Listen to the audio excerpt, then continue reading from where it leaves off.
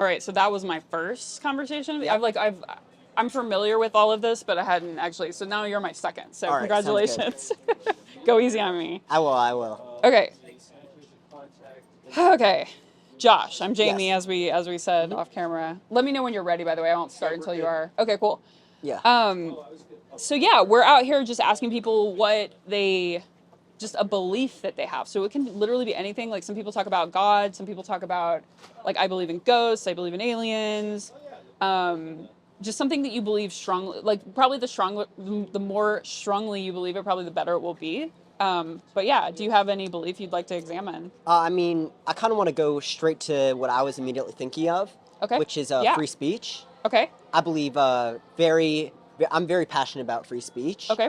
And while there is obviously speech that needs to be, like a harmful, dangerous rhetoric, Yes. I believe very strongly that free speech as a whole needs to be protected.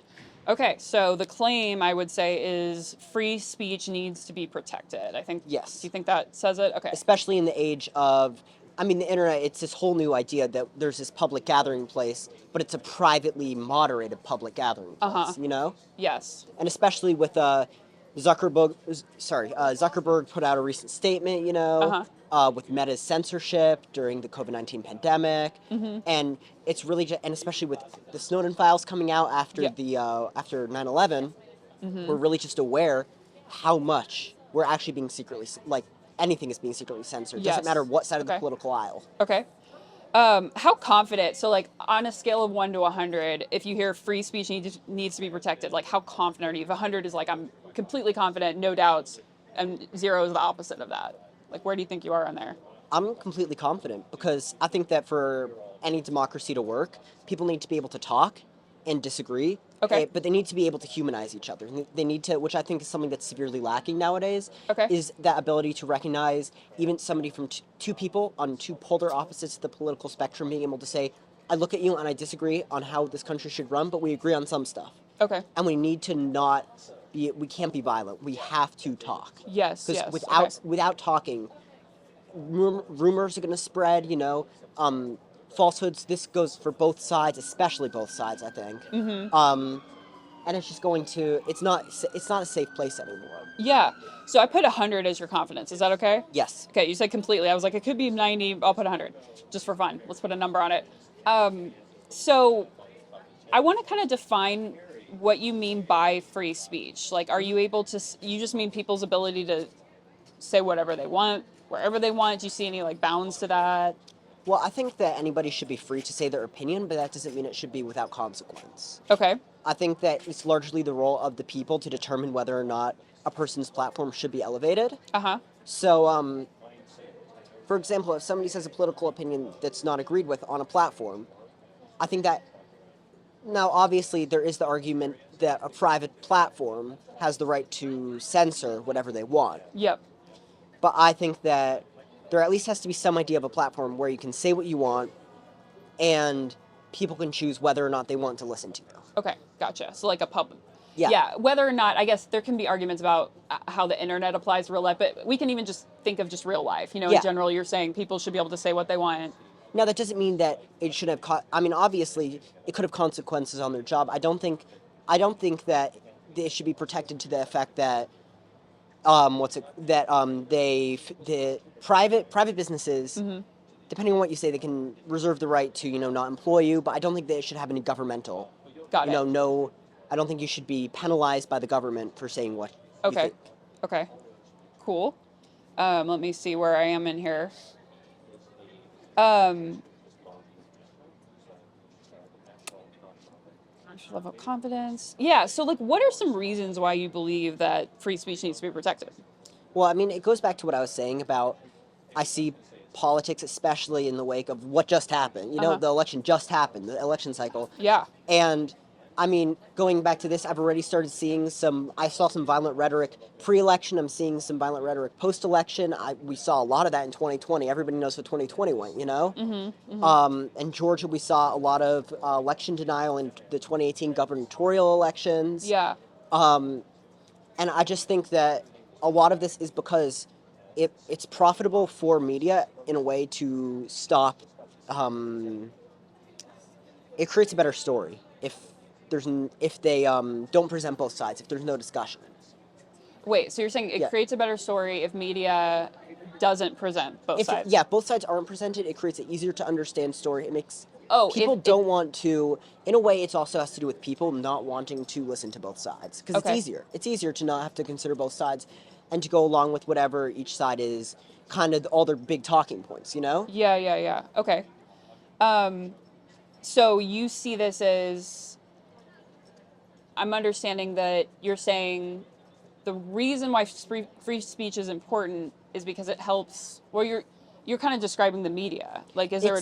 I think the media for me is tied to free speech. Okay. Because really ties back to, in my opinion, what's the most dangerous threat to America right now, which is partisanship. Okay. I think I understand what you're. So you're saying it should be. Free speech is important because people can make better choices. So it gets. So they're seeing the bigger picture. The story. Yeah. That's what you meant. Okay. And there's so many, but it's more profitable to be divided. So it's almost like you have two active interests, because it would be better for the country to not be divided. Yeah. But it's more profitable to both sides to be divided. You know? Mm-hmm. Okay. Do you think there's ever a time? Well, before I get into that, I'd ask: is there another reason you think free speech is important? So the first one, it sounds like you like free speech because it helps people understand the world more clearly, like they're getting a clearer picture of things. Is there any other reason you think like free speech is important for people? I mean, obviously, government persecution is a big thing. We saw in England. I mean, I don't agree with what these people were saying. I will clarify that. However, a lot of people are being jailed for making statements regarding. Are you aware about it was protests regarding some kids were killed. Some of which were by. I think I remember hearing about that. Some of which were by some violent white older teens. Some which were by some violent Muslim immigrant older teens. Okay. So, but a lot of British nationalists started spewing a lot more hateful rhetoric. Okay. And the British government actually came in, arrested them, and they're now facing jail sentence, like literally in jail for up to 3 years. Okay. Keep in mind, they did not actually do anything violent. Okay. How does that intersect with free speech? Because they were technically exercising a right to free speech. However, that right is not present in England, because England functions on common law. Oh, so you're saying free speech is important. Well, that's describing like a case where they don't have free speech. Why do you think it's important for them to have free speech in that situation? Or why do you think government shouldn't interfere? The one reason I'm getting is understand the world. It helps people understand the world. But that's fine if it's your only reason, by the way. I'm just wondering if there's anything else that informs that decision. I just think setting precedent's the big thing, right? That's it's whenever SCOTUS case is overturned, it's all about setting precedent, right? And in England, it's all about setting precedent with common law. America, we have the Bill of Rights that's protecting that. However, it's constantly challenged, and what can be considered free speech is challenged and set via new precedent, via new legislation. Okay. And I just think that it shouldn't be the government's job to suppress opinion. It can be seen in the public eye, in the private sector. Yeah. What do you think? What are some bad things that may happen if the government does suppress free speech? I think it could lead towards a more authoritarian state. I mean, we've seen this in the past in history. I mean, I'm not going to bring up the big example because everybody says that, but I'm going to go towards Ataturk. I'm going to go towards Yugoslavia, Tito. Okay. Slobodan Milosevic. Okay. All these leaders who are considered more authoritarian, who have suppressed free speech in the past, and it has eventually led to the collapse of their country and severe government distrust. Okay. Coming back to like free speech helps people understand the world better. Do you think there's ever cases where free speech can confuse people, or maybe help them understand the world less, possibly?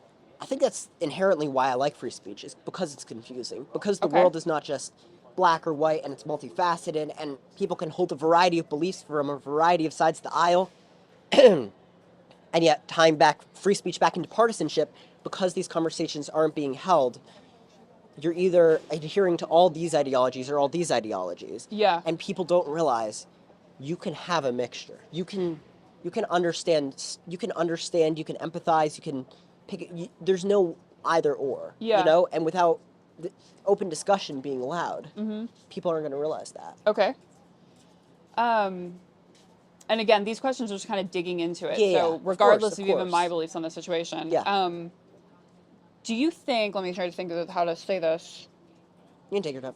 Thank you. Yeah, I think you're totally good. Don't this worry. is my second time, so I'm You can like, edit- yeah, you I can think I edit will all take this, my so, time. yeah. I'm not quite good at this yet. Yeah. So It's my first time, so. yeah, there we go. Cool. We'll struggle through this together. Yeah.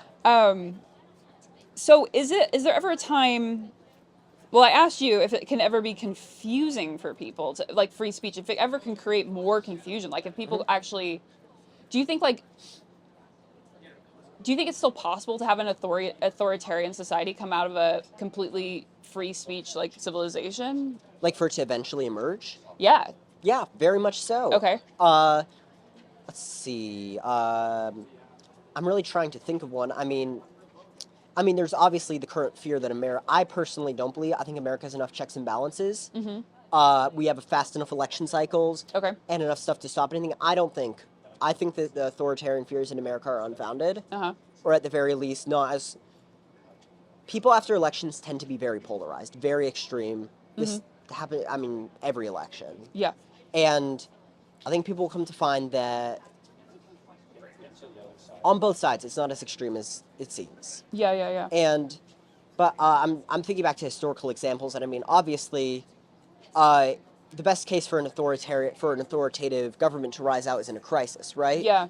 We saw post World War II in the Balkan countries. That's when Yugoslavia was created. You know, post World War I in Italy. So I don't see an authoritarian society rising out of America, but I see suppression of free speech as a marker of an authoritarian society, or as a society that's starting to, journey towards that. Okay. Can you think of like a country you say is like doesn't have good free speech laws or? I would go straight back to England again. However, not just England. Okay. Obviously, I'm going to mention Turkmenistan. I'm going to mention, let's see. Germany doesn't have the best. That's totally understandable, though. Okay. Why German suppression laws are a thing. Okay. China doesn't have good free speech. Russia doesn't have good free speech. Okay. Ukraine doesn't have good free speech. Germany's interesting. Let's say I present you with like a German and they're like, actually, Josh, like, our free speech is suppressed and it's actually really good. And we like it. Like, what would you say to them? Well, obviously, I'd first want to see what side of the political aisle they're on, where they live, know about them, why they view. Because obviously, if your speech isn't being suppressed in the society, you're not going to view it as suppressed. So I'd just be curious to have a conversation with them. There's no one answer. What if he said, no, I know my free speech is being suppressed, but I think this actually makes everyone happier because people agree more? I'm glad he could find that society that works for him, Okay. I'm all about that people, there's no one way there's no one world civilization. I don't think there ever could be one world civilization because people are so inherently different in the way they think, the way they act, the way they want to be governed. Some people like the fact that in a lot of countries there's a lot more overhead. They make less choices. It's easier for them. Yeah. And then some people like the freedom that a country like America gives them, where it's truly just like, in a lot of ways, it's a lot more self-sufficient. But there's a lot less of a safety net if you fall, but there's so many more rungs to climb. Yeah. So is there anything you think that could happen or could be true that maybe would make you think, actually, I don't agree with free speech anymore and I think we should have, maybe what would need to happen for you to be like, maybe we should be like England and actually like confine? Like, do you think there's some things people can say that like would be dangerous? Oh, of course. At the point free speech becomes abused consistently, but I think that this should be case by case. Okay. I don't think there should be a blanket law, I think that slap lawsuits that's a very strong idea. I like that. What are slap lawsuits? Slap lawsuits, it's the idea that if somebody sues you for defamation and they lose, they have to pay your court fees. Okay, yep, So I've heard of that before. That's a very good suppression of factually incorrect information. Okay. Because it means that if you are not confident in your case, you just won't do that. Okay. But furthermore, I think that if it starts to be abused too much, I think that's a good time to step in and be like, whoa, hold up a second. I mean, you saw this a lot during Jim Crow America. Yeah. Obviously, the South, when you say free speech was running rampant, it very obviously wasn't. There was suppression of black voices, suppression of Jewish voices, suppressive voices of color, suppressive voices of women. So the North had to step in and be like, okay, we're going to pass legislation based on the 14th Amendment to the Constitution. This has to stop. Yeah. But I think that you can't, it's dangerous to set a precedent. It's dangerous to set a Precedent precedent. should be set very cautiously. Okay. So I'm hearing there's some cases where maybe the government should step in and say, maybe no free speech in this case. Yeah. Okay. Like, obviously, free speech, like, I'm trying to think of big Southern Democrat politicians during the time. I can't think of any, none that are popping to my head, but, I mean, you've seen the videos, probably, of them just saying some of the craziest stuff on TV. Okay. Like, I don't know if I have. Wait, who is it? The Southern Democrat? Southern Democrats, they were the, basically imagine because this was before FDR, before the parties got flipped. Okay. The Southern Democrats, basically, they wanted to maintain the old ways. They were very... They wanted to maintain what? The old ways of the South, antebellum South. Okay, yes. And they were very hate-filled, hate-filled. Okay. Proponents of the Ku Klux Klan, calling them, a passionate group of people speaking their free minds, when it's very much they weren't. So that's the other issues, when free speech can be misconstrued. Yes, okay. It's a very dangerous line to tread. Yeah, that makes sense. I'm sorry if my voice is super nasal. I'm just No, you're totally fine. It's also, you're totally fine. I think, do you have any questions at this point? I could finally ask, he said 100 at first. Now I could ask, I was kind of waiting to see if you had before I said, has your confidence changed, yeah. Okay. Yeah, that's... Are we good? What would raise, what would lower? Oh yeah, I forgot that one, thank you.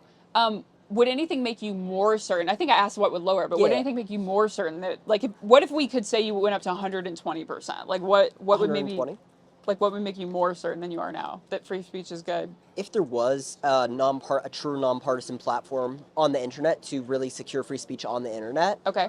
I mean, right now, as you see a very fragmented internet politically, which I think is not very helpful, especially with the invention in 2015, I think, of the algorithm. Yeah. So I think that if algorithms could kind of phase out, okay, and we could enter a new phase of the internet, because, I mean, I also talked about the Snowden files. I don't know how familiar you are with them. A little bit, yeah. Yeah, I'm one of the people who says he should be pardoned, because I think what he said was very important, which was showing us how our free speech is being suppressed directly. Yes.